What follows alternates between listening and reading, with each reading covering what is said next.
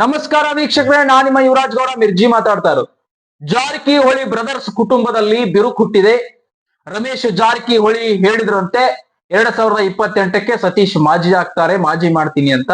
So ಅದನ್ನೇ ಇಟ್ಕೊಂಡು ಜಾರಕಿಹೊಳಿ ಕುಟುಂಬದ ಮಧ್ಯೆ ಬಿರುಕು ಹುಟ್ಟಿದೆ. ಜಾರಕಿಹೊಳಿ ಕುಟುಂಬ ಹಾಗಾಗ್ತಿದೆ, ಹೀಗಾಗ್ತಿದೆ, ಬೀದಿಗೆ ಬಂದಿದೆ ಅಂತ ಕೆಲವು ಮಾಧ್ಯಮಗಳು ಪ್ರಸಾರ ಮಾಡ್ತಿವೆ. ಜಾರಕಿಹೊಳಿ ಕುಟುಂಬದಲ್ಲಿ ಹಾಗೇನು ನಡೆದಿದೆಯೋ ಅಥವಾ ಇಲ್ಲವೋ ನಿಮಗೆ ಕಂಪ್ಲೀಟ್ ವಿವರ ನಾನು ಕೊಡ್ತೀನಿ. ಅದೇ ಸತ್ಯ ಕೂಡ ಆಗಿರುತ್ತೆ. ನೀವು ಅದನ್ನ ನಾಳೆ ದಿನ ನೋಡಬಹುದು.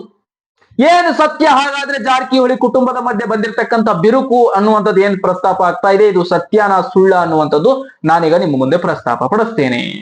ಸತೀಶ್ ಜಾರಕಿಹೊಳಿ 2028ಕ್ಕೆ ಮಾಜಿ ಆಗ್ತಾರೆ, ಮಾಜಿ ಮಾಡ್ತೀನಿ ಅಂತ ರಮೇಶ್ ಜಾರಕಿಹೊಳಿ ಸ್ಟೇಟ್ಮೆಂಟ್ ಕೊಟ್ಟರಂತೆ.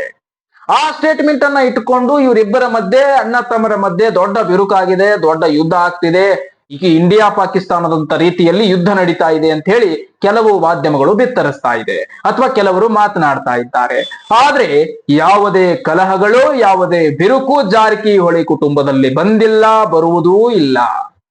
ಅದಕ್ಕೆ ಅವರು ರಾಜಕಾರಣದಲ್ಲಿ ಇವತ್ತು ಸತೀಶ್ ಜಾರಕಿಹೊಳಿ ಅವರು ಮುಖ್ಯಮಂತ್ರಿ ಆಗುವ ತಕ್ಕ ಮಟ್ಟಕ್ಕೆ ಹೊರಟಿದ್ದಾರೆ. ಕಾರಣ ಜಾರಕಿಹೊಳಿ ಕುಟುಂಬದಲ್ಲಿ ಯಾಕೆ ಬಿರುಕು ಬರುವುದಿಲ್ಲ, ಯಾಕೆ ಜಾರಕಿಹೊಳಿ ಕುಟುಂಬದಲ್ಲಿ ಜಗಳಗಳಾಗೋದಿಲ್ಲ, ಯಾಕೆ ಜಾರಕಿಹೊಳಿ ಕುಟುಂಬದಲ್ಲಿ ವೈಮನಸ್ಸು ಹುಟ್ಟೋದಿಲ್ಲ ಅಂದ್ರೆ ಎಲ್ಲಾ ಅಣ್ಣ ತಮ್ಮರು ಕೇವಲ ರಾಜಕೀಯವಾಗಿ ಮಾತ್ರ ಅವರು ಈ ರೀತಿ ಮಾತುಗಳನ್ನ ಮಾತಾಡ್ತಾರೆ. ಆದ್ರೆ ಯಾವತ್ತೂ ಕೂಡ ರಮೇಶ್ ಜಾರಕಿಹೊಳಿ ಸತೀಶ್ ಜಾರಕಿಹೊಳಿ ಅವರನ್ನ ದ್ವೇಷ ಮಾಡೋದಿಲ್ಲ, ಮತ್ತು ಸತೀಶ್ ಜಾರಕಿಹೊಳಿ ರಮೇಶ್ ಜಾರಕಿಹೊಳಿಯನ್ನ ಎಂದೂ ದ್ವೇಷ ಮಾಡೋದಿಲ್ಲ.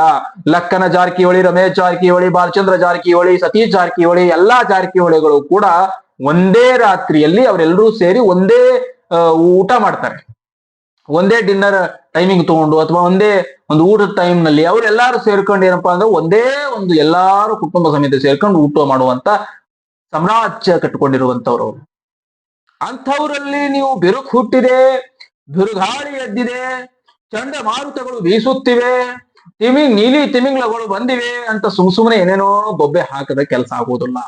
ಯಾಕಂತಂದ್ರೆ ಸತೀಶ್ ಜಾರಕಿಹೊಳಿ ಅತ್ಯುತ್ತಮ ಸ್ಥಾನದಲ್ಲಿ ಇರ್ತಕ್ಕಂಥ ವ್ಯಕ್ತಿ ಮತ್ತು ಮುಂದೆ ಸಿಎಂ ಆಗ್ತಕ್ಕಂಥ ವ್ಯಕ್ತಿ. ಹಾಗಾಗಿ ಸಿಎಂ ಸ್ಥಾನದ ಗದ್ದುಗೆ ಪೀಠವನ್ನ ಏರ್ಲಿಕ್ಕೆ ಹೊರಟಂತ ಆತನ ಒಂದು ದ್ವೇಷ ಮಾಡ್ತಕ್ಕಂಥದ್ದು ರಮೇಶ್ ಜಾರಕಿಹೊಳಿಗೆ ಅವಶ್ಯಕತೆ ಇದೆಯಾ ಅಂತಕ್ಕಂಥದ್ದನ್ನು ಕೂಡ ನಾವು ಪ್ರಶ್ನೆ ಮಾಡ್ಬೇಕು. ಇದೆಲ್ಲವೂ ಕೂಡ ಶುದ್ಧ ಸುಳ್ಳು ಅಂತಕ್ಕಂಥದ್ದು ಕೂಡ ಪ್ರಸ್ತಾಪ ಆಗ್ತದೆ. ರಮೇಶ್ ಜಾರಕಿಹೊಳಿ ಮತ್ತು ಸತೀಶ್ ಜಾರಕಿಹೊಳಿ ಮಧ್ಯೆ, ಇವರಿಬ್ಬರ ಮಧ್ಯೆ ಯಾವುದೇ ರೀತಿಯಾದಂತಹ ಜಗಳಗಳಿಲ್ಲ, ಯಾವುದೇ ಮನಸ್ತಾಪಗಳು ಇಲ್ಲ. ಜಾರಕಿಹೊಳಿ ಕುಟುಂಬದ ಏನು ಅಭಿಮಾನಿಗಳಿದ್ದೀರಿ ಮತ್ತು ಜಾರಕಿಹೊಳಿ ಕುಟುಂಬದ ಏನು ಪ್ರೀತಿಯ ಪಾತ್ರಧಾರಿಗಳಿದ್ದೀರಿ ಅವರೆಲ್ಲರೂ ಕೂಡ ಇದನ್ನ ತಲೆಗೆ ಹಚ್ಚಿಕೊಳ್ಳಬೇಡಿ. ಯಾವುದೇ ರೀತಿಯಾದಂತಹ ಜಾರಕಿಹೊಳಿ ಕುಟುಂಬದಲ್ಲಿ ಏನಪ್ಪಾ ಅಂದ್ರೆ ಕಲಹವಿಲ್ಲ. ರಮೇಶ್ ಜಾರಕಿಹೊಳಿನೂ ಅಷ್ಟೇ ಮತ್ತು ಸತೀಶ್ ಜಾರಕಿಹೊಳಿನೂ ಅಷ್ಟೇ, ಲಕ್ಕಣ ಜಾರಕಿಹೊಳಿ, ಬಾಲಚಂದ್ರ ಜಾರಕಿಹೊಳಿ ಎಲ್ಲಾ ಜಾರಕಿಹೊಳಿಗಳು ಒಂದೇ. ಅವರು ಒಂದೇ ತಾಯಿ ಮಕ್ಕಳಾಗಿರೋದ್ರಿಂದ ಒಂದೇ ತಾಯಿ ಮಕ್ಕಳಂತೆ ಇರುವಂತ ಕಾರಣಾಂತರಗಳಿಂದ ಇವತ್ತು ರಾಜಕೀಯದಲ್ಲಿ ಬೆಳೆದು ಬಂದಿರೋದು. ಹೊರಗಡೆ ಮೈಕ್ ಮುಂದೆ ಮಾತಾಡ್ತಾರಂತೇಳಿ ಅದೇ ರೀತಿ ಇದ್ದಿದ್ರೆ ಇವತ್ತು ಜಾರಕಿಹೊಳಿ ಕುಟುಂಬ ಇಷ್ಟು ಬೆಳಿಲಿಕ್ಕೆ ಸಾಧ್ಯ ಇರ್ತಿರ್ಲಿಲ್ಲ. ಇದರ ಅರ್ಥ ಮಾಡ್ಕೊಂಡಿದ್ದೀರಾ? ಮೈಕ್ ಮುಂದೆ ಹೇಳ್ತಾರೆ, ಹಾಗಂತ ಅವ್ರವ್ರ ಮಧ್ಯೆ ವೈಮನಸ್ಸು ಇರುತ್ತೆ ಅಂತ ನೀವು ಯಾವ ರೀತಿ ಅನ್ಕೊಳ್ತೀರಿ? ಬೀದಿಗೆ ಬಂತು ಕುಟುಂಬ, ಜಾರಕಿಹೊಳಿ ಕುಟುಂಬ ಅಂತ ಯಾವನೋ ಒಬ್ಬ ಮಾಧ್ಯಮದವರು ಬಿತ್ತರಿಸಿದ. ಬೀದಿಗೆ ಯಾಕೆ ಬರುತ್ತೆ? ಬೀದಿಯಲ್ಲಿರ್ತಕ್ಕಂಥ ಎಷ್ಟೋ ಜನರಿಗೆ ಸಹಕಾರ ನೀಡಿದಂತವ್ರು ಜಾರಕಿಹೊಳಿ ಕುಟುಂಬದವರು, ಸಹಾಯ ಮಾಡ್ತಕ್ಕಂಥವ್ರು ಜಾರಕಿಹೊಳಿ ಕುಟುಂಬದವರು. ಅಂತವರಿಗೆ ನೀವು ಬೀದಿಗೆ ಬಂದ್ರು ಅಂತ ಹೇಳಿ ಸುಳ್ಳು ಸುಳ್ಳು ಪಟ್ಟವನ್ನ ಕಟ್ಟಿ ಸುಳ್ಳು ಸುಳ್ಳು ಜಾರಕಿಹೊಳಿ ಕುಟುಂಬದ ವಿರುದ್ಧ ಈ ರೀತಿ ಪ್ರಸ್ತಾಪ ಪಡಿಸುವುದು ತಪ್ಪಾಗಿದೆ ಅಂತಕ್ಕಂಥದ್ದನ್ನು ಕೂಡ ನಾನು ಪ್ರಸ್ತಾಪ ಮಾಡಿ ಹೇಳ್ತೀನಿ. ಇನ್ನು ಇದು ಜಗಳದ ಬಗ್ಗೆ ನಿಮಗೆ ಅರಿವಾಯ್ತು ಅಂತ ಅನ್ಕೊಳ್ತೀನಿ, ಜಾರಕಿಹೊಳಿ ಕುಟುಂಬದ ಜಗಳದ ಬಗ್ಗೆ. ಯಾಕಂದ್ರೆ ಇವರು ಮನಸ್ತಾಪ ಇದೆ, ಇವರಿಬ್ಬರ ಮಧ್ಯೆ ದೊಡ್ಡ ಗಾಢವಾದ ಯುದ್ಧ ನಡೀತಿದೆ. ಇದೆಲ್ಲವೂ ಕೂಡ ಶುದ್ಧ ಸುಳ್ಳು.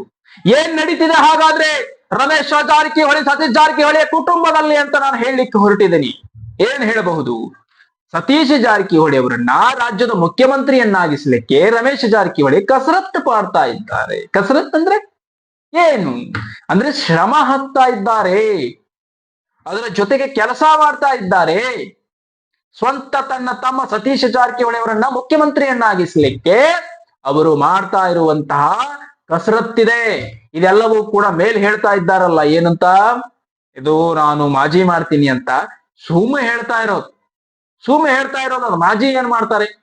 ಮಾಜಿ ಅವ್ರು ಯಾಕೆ ಮಾಡ್ತಾರೆ ಹೇಳಿ? ಸ್ವಂತ ತಮ್ಮಣ್ಣ ಸೊ ಒಂದು ಬಾರಿ ಅವರೇ ಹೇಳಿದಾರೆ, ನಾವು ಮೈಕ್ ಮುಂದೆ ಹೇಳ್ತೀವ್ರಿ, ನಾವು ಅಣ್ಣ ತಮ್ಮ ಎಲ್ಲ ಒಂದೇ ಅಂತ ಹೇಳಿ ಅವರೇ ಹೇಳ್ಯಾರ ಒಮ್ಮೆ. ಅದನ್ನ ನೀವ್ ಯಾಕೆ ಕರಿತಿರೋದಿಲ್ಲ? ಇದು ಬೀದಿಗೆ ಬಂದ್ರಂತೆ, ಜಾರಕಿಹೊಳಿ ಕುಟುಂಬದಲ್ಲಿ ಕಲಹ ಮೂಡ್ತಂತೆ, ಜಾರಕಿಹೊಳಿ ಕುಟುಂಬದಲ್ಲಿ ಬಿರುಕು ಮೂಡಿದೆ ಅಂತೆ. ಸೊ ಹೇಳುವ ಮಾಧ್ಯಮಗಳು ಬಿತ್ತರಿಸುವ ರೀತಿಯನ್ನ ನೋಡಿದ್ರೆ ಬಹುತೇಕ ಇನ್ನು ಮೇಲೆ ರಮೇಶ್ ಜಾರಕಿಹೊಳಿ ಸತೀಶ್ ಜಾರಕಿಹೊಳಿ ಇಬ್ರು ಯುದ್ಧ ಮಾಡಂಗ್ ಕಾಣಿಸ್ತಿದ್ದಾರೆ ಅಂತ ಅನ್ನುವಂಗೆ ಬಿತ್ತರಿಸ್ತೀರಿ. ಅದೆಲ್ಲವೂ ಕೂಡ ಶುದ್ಧ ಸುಳ್ಳಾಗಿದೆ. ನಿಜಕ್ಕೂ ಕೂಡ ಇದೆಲ್ಲವೂ ಕೂಡ ತಿಳಿದುಕೊಳ್ಳಬೇಕಾಗಿರ್ತಕ್ಕಂಥ ಮಾತುಗಳು. ಜಾರಕಿಹೊಳಿ ಕುಟುಂಬ ಬೆಳಗಾವಿಯಲ್ಲಿ ಕಿಂಗ್ ಆಗಿರೋದು ಯಾಕೆ? ಅವರು ಕೂಡಿ ಒಗ್ಗಟ್ಟಿನಿಂದ ಮಂತ್ರ ಜಪಿಸ್ತಾ ಇರೋದಕ್ಕೆ ಕಿಂಗು ಅಂತ ಹೇಳ್ತಾರೆ, ಕರೀತಾರೆ. ಯಾಕೆ ಕಿಂಗ್ ಆದ್ರಪ್ಪ ಅವ್ರು ಬೆಳಗಾವಿಗೆ? ಯಾಕಂದ್ರೆ ಎಲ್ಲಾ ಅಣ್ಣ ತಮ್ಮಗಳು ಒಂದೇ ಅವರು, ಎಲ್ಲಾ ಅಣ್ಣ ತಮ್ಮರು ಒಂದೇ ಇದರಿಂದಾನೇ ಊಟ ಮಾಡೋದವರು. ಅಂದ್ರೆ ಒಂದೇ ಟೇಬಲ್ ನಿಂದ ಊಟ ಮಾಡ್ತಾರೆ, ಒಂದೇ ಟೇಬಲ್ ಮೇಲೆ ಕುತ್ಕೊಂಡು ಊಟ ಮಾಡ್ತಾರೆ. ಅರ್ಥ ಆಯ್ತಾ? ಸೊ ಹಂಗಾಗಿ ಅಣ್ಣ ತಮ್ಮನ ಬಾಂಧವ್ಯ ಅಷ್ಟು ಗಟ್ಟಿಯಾಗಿರೋದ್ರಿಂದಾನೇ ಇವತ್ತು ಬೆಳಗಾವಿಗೆ ಕಿಂಗ್ ಜಾರಕಿಹೊಳಿ ಕುಟುಂಬ ಆಗಿದೆ. ಇದನ್ನ ನೀವು ಅರ್ಥ ಮಾಡ್ಕೊಳ್ಬೇಕಾಗಿದೆ. ಸೊ ಇದನ್ನ ಅರ್ಥ ಮಾಡಿಕೊಳ್ಳದೆ ಜಾರಕಿಹೊಳಿ ಕುಟುಂಬ ಬೀದಿಗೆ ಬಂತು, ಜಾರಕಿಹೊಳಿ ಕುಟುಂಬ ಜಗಳ ಆಡ್ರು, ಜಾರಕಿಹೊಳಿ ಕುಟುಂಬ ಕಲಹ ಮೂಡಿತು, ಜಾರಕಿಹೊಳಿ ಕುಟುಂಬದಾಗ ಬಿರುಕು ಮೂಡಿತು, ಸುಮ್ಮನೆ ಸುಳ್ಳು ಪ್ರಸಾರಗಳನ್ನ ಮಾಡಬೇಡಿ ಅಂತಕ್ಕಂಥ ಮಾತನ್ನ ಈ ಸಂದರ್ಭದಲ್ಲಿ ನಾನು ಹೇಳ್ತಾ, ಈ ವಿಚಾರವನ್ನ ನೀವು ತಿಳ್ಕೊಂಡಿದ್ದೀರಿ ಅಂತಕ್ಕಂಥದ್ದನ್ನು ಕೂಡ ನಾನು ಅರ್ಥ ಮಾಡಿಕೊಂಡು, ಜಾರಕಿಹೊಳಿ ಕುಟುಂಬದಲ್ಲಿ ಯಾವುದೇ ರೀತಿಯಾದಂತಹ ಕಲಹಗಳಿಲ್ಲ ಮತ್ತು ಇನ್ನೊಂದು ರೀತಿ ಭೇದಗಳಿಲ್ಲ, ಅಲ್ಲೆಲ್ಲರೂ ಕೂಡ ಒಂದೇ ರೀತಿಯಲ್ಲಿದ್ದಾರೆ ಅನ್ನುವಂತಹ ಮಾಹಿತಿ, ನಿಜವಾದ ಮಾಹಿತಿಯನ್ನ ತಿಳಿಸೋಗೋಸ್ಕರ ನಾನು ನಿಮಗೆ ಹೇಳಬೇಕಂತ ಬಂದೆ. ನಿಮಗೆ ಅನಿಸಬಹುದು ಇದೆಲ್ಲ ಹೇಗಾಯ್ತು, ಯಾಕಾಯ್ತು, ಮತ್ತ್ಯಾಕೆ ಹಿಂಗಾಯ್ತು ಅಂತ. ಯಾಕಾಗಿ ಹಿಂಗಾಗಿ ಹಂಗಾಗ್ತದೆ ಅಂದ್ರೆ ಇದು ರಾಜಕೀಯ, ಇದು ರಾಜಕೀಯ. ನೋಡಿ, ಈ ಕಣ್ಣಿಗಿರುವ ಸುಣ್ಣವು, ಈ ಕಣ್ಣಿಗಿರುವ ಬೆಣ್ಣೆಯು ಯಾವಾಗ ಈ ಕಣ್ಣಿಗೆ ಬೆಣ್ಣೆ ಇತ್ತು, ಈ ಕಣ್ಣಿಗೆ ಸುಣ್ಣವಿತ್ತು ಅನ್ನೋದೇ ಗೊತ್ತಾಗೋದಿಲ್ಲ ರಾಜಕೀಯದಲ್ಲಿ. ಅರ್ಥ ಆಯ್ತಾ? ಈ ಕೈಯಲ್ಲಿ ಇದ್ದ ಉಂಗುರ ಹಿಂಗ ಬರುವಷ್ಟರಲ್ಲಿ ಮತ್ತೊಂದು ಕೈಗೆ ಬಂದಿರತ್ತೆ. ಇದು ರಾಜಕೀಯ.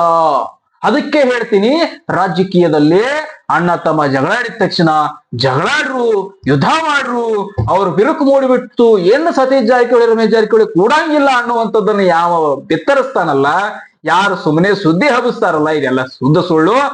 ಹರ್ಯಾಗ ಮತ್ತ ಕುತ್ಕೊಂಡು ಅವ್ರಿಬ್ರು ಸತೀಶ್ ಜಾರಕಿಹೊಳಿ ರಮೇಶ್ ಜಾರಕಿಹೊಳಿ ಇಬ್ರು ಸೇರಿ ಕುತ್ಕೊಂಡು ಮಾತಾಡ್ಕೊಂಡ ಮಾತಿ ಕಡೆ ಹೊರಗೆ ಬರ್ತಾರ ಅಂತಕ್ಕಂಥದ್ದನ್ನ ನೀವು ತಿಳ್ಕೊಳ್ಬೇಕಾಗಿದೆ. ರಾಜಕೀಯ ತೆರೆಯ ಮುಂದಿರ್ತಕ್ಕಂಥದ್ದು ಮತ್ತು ತೆರೆಯ ಹಿಂದಿರ್ತಕ್ಕಂಥ ವಿಚಾರಗಳನ್ನು ಕೂಡ ಬಹಳ ತಿಳ್ಕೊಳ್ಬೇಕಾಗಿರ್ತಕ್ಕಂಥ ಅನಿವಾರ್ಯತೆ ಇನ್ನೂ ಜನರಲ್ಲಿ ಇದೆ ಅಂತಕ್ಕಂಥದ್ದನ್ನ ಈ ಸಂದರ್ಭದಲ್ಲಿ ನಾನು ಹೇಳಿ ಇಷ್ಟು ನನ್ನ ಮಾತನ್ನು ಮುಗಿಸ್ತೀನಿ. ಜೈ ಹಿಂದ್, ಜೈ ಕರ್ನಾಟಕ. ಮತ್ತೊಂದು ವಿಡಿಯೋದಲ್ಲಿ ನಿಮ್ಮನ್ನ ಭೇಟಿ ಮಾಡ್ತೀನಿ. ನಾನು ನಿಮ್ಮ ಯುವರಾಜ್ ಗೌಡ ಮಿರ್ಜಿ ಮಾತಾಡ್ತಾ ಇರೋದು. ಹಂಗ ಚಾನಲ್ ಟಾಪ್ ಟಿಪ್ ಅಂತ ಸಬ್ಸ್ಕ್ರೈಬ್ ಮಾಡ್ಕೊಂಡ ಮುಂದುವರಿ.